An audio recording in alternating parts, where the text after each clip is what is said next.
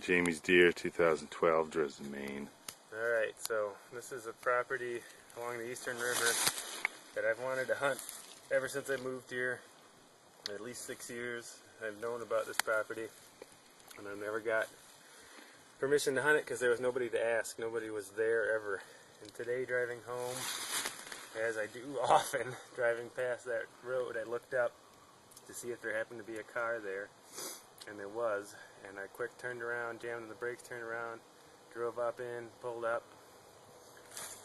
Guy met me at the door, was kind of reluctant to let me hunt, but was a very nice guy and eventually agreed to let me go hunt. It was already late in the afternoon. I wasn't planning on hunting, but I asked him, is it okay if I run out there now? And my plan was just kind of to run out and get a feel for it.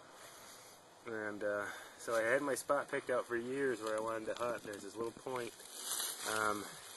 This is kind of an island of woods around here, and down below it toward the river is a little point of woods that comes out. And I figured bucks would be crossing in between those two woods. We're in 100 acres here about, with vast fields surrounding this woods we're in right now. And so I got in there, I settled down, I thwarted off some phone calls, accidentally answered the phone once, hung up quick, texted Mark, who's behind the camera, that I finally got permission to hunt this spot. I got done texting him, I took out my phone, I made a couple calls on my phone, didn't have any calls with me, an estrus type call, and followed by a tending grunt, and maybe 30 seconds later I heard crunch, crunch, crunch from across the meadow. And I looked up and I see movement, and I see this guy dead straight across from me. And he looks, and he hangs to the right and comes up the tree line, and he was trying to work downstream, downwind, and come out down there. And I figured it was over 100 yards, and it was. I just paced it off. It's about 120. And I had my 30-30, old trusty 30-30, lever action marlin. And he came out and he stopped, and I was sitting in my chair and I pulled up on him and I felt like I made a good shot. I could tell I hit him right away. He ran out, peeled off to the right. I could see he was wobbly. Just as he was coming in the woods, I squeezed off another shot. I don't know if I hit him.